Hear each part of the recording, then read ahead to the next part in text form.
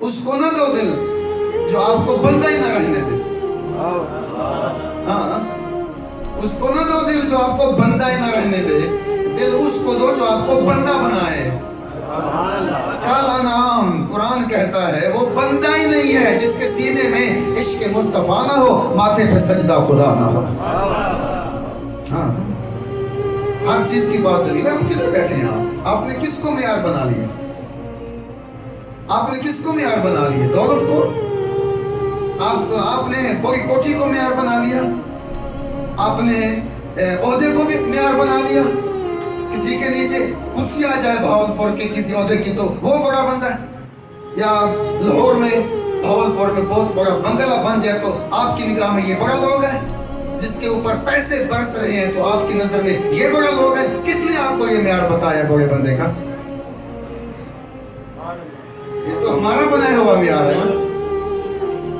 سنیں غور سے موتی قیمتی, یہ معیار ہم نے بنایا ہے. جس کے پاس کرسی ہو, جس کے پاس بڑا بنگلہ ہو, جس کا شو روم زیادہ ہو, جس کا کاروبار ٹھیک ٹھاک ہو, یہ بڑے لوگ ہیں. نا یہ بڑے لوگ نہیں ہیں.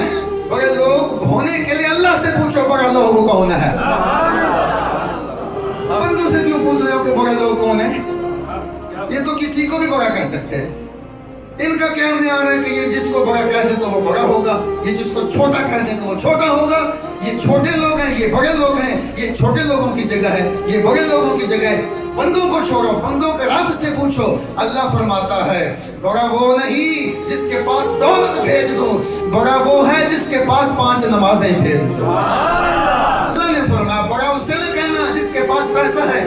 پیسہ تو میں نے ایسے پھینک دیا. اللہ اللہ اللہ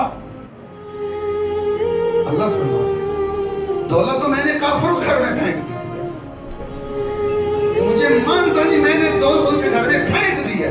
حوصلے پھینک دیا, دولت پھینک دی, قوت پھینک دی, حکومت پھینک دی, طاقت پھینک دی, سب کچھ پھینک ڈالا, موڑ کے نہیں دیکھا. پر میں جسے اپناتا ہوں نا اس کے گھر میں یہ سجدے بھیجتا ہوں یا مصطفیٰ کا عشق بھیجتا ہوں. جو میرے مصطفیٰ کا عاشق ہو جائے, جو میرے نبی کا غلام ہو جائے, حضور کی آل کا نوکر ہو جائے, سر سے پاؤں تک شریعت ہو جائے, ظاہر شریعت باطن شریعت, سنت مصطفیٰ سے سج جائے, وہ آگے ہے کعبہ پیچھے ہے.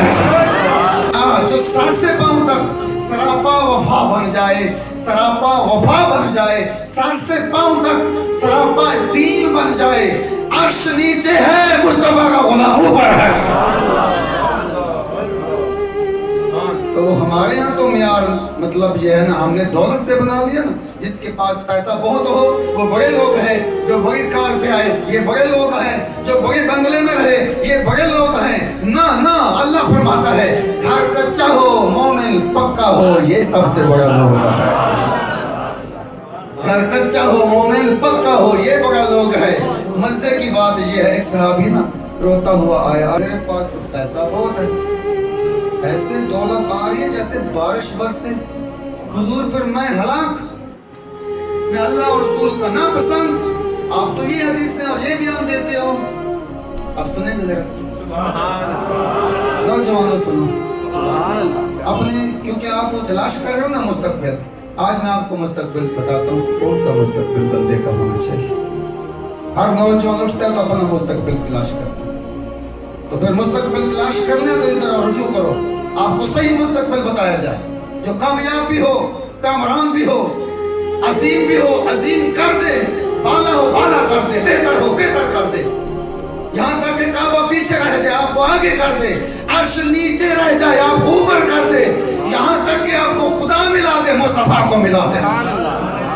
ان راہوں پہ چلو, اس مستقبل کو آپ تلاش کرو, پھر چلو اور لو. عرض کیا تھا آپ تو یہ فرماتے رہتے ہیں میں تو ہلاک ہو گیا, میں تو کچھ نہ بچا, میرے پاس تو دولت اتنی آ رہی ہے کہ میں گن نہیں سکتا. تو جو کرنا, میرے حضور نے آگے پتا کیا پوچھا, فرمایا کیسے کماتے ہو؟ حضور جیسے آپ نے بتایا, اللہ کی عزت کی قسم ایک پائی بھی حرام کی نہیں لاتا, حلال ہی ہے. تو جو دولت مند ہونا بھی کوئی وہ نہیں ہے, اس حدیث میں آپ کو راہ مل رہی ہے. ایک پائی بھی میرے گھر میں حرام کی نہیں آتی, مکمل چوکیداری کرتا ہوں. ایک ذرا بھی حرام کا داخل نہیں ہونے دیتا. پھر میرے حضور نے پوچھا خرچ کیسے کرتے, خرچ کیسے کرتا ہے؟ عرض کی حضور جیسے آپ کی سنت, آپ کا حکم, اللہ کا فرمان ہے, زکات, عشر, خیرات چلتا ہی رہتا ہے, اور اپنے اوپر اتنا خرچ نہیں کرتا جتنا غریبوں پہ کرتا ہے.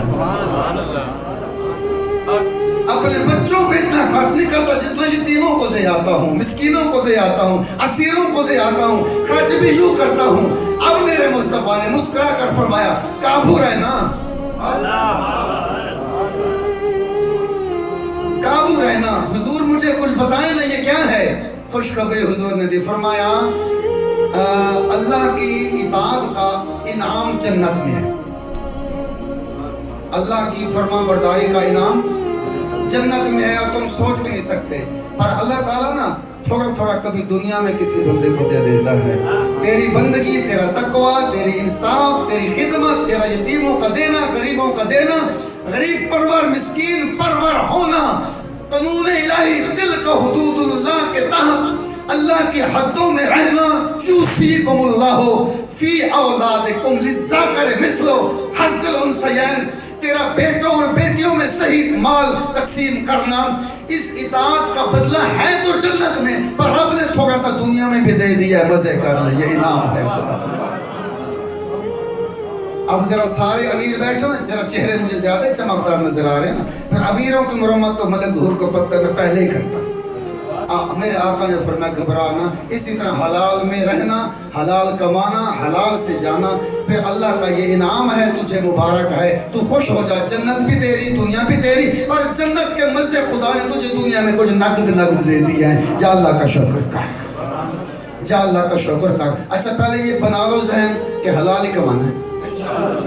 چپڑے کر کے ذہن بنا لو, حلال ہی کمانا ہے, حلال ہی کمانا ہے. چاہے دال ہو حلال کی, آنے نہیں دینا. چوہا گھر آنے دیتے ہو؟ نہیں. سانپ آنے دیتے ہو؟ نہیں. کتا آنے دیتے ہو؟ نہیں. بلی آنے دیتے ہو؟ نہیں. مچھر نہیں. ان سب کو مارتے ہو. حرام کو کیوں پیار کر کے بکسے میں رکھتے ہو؟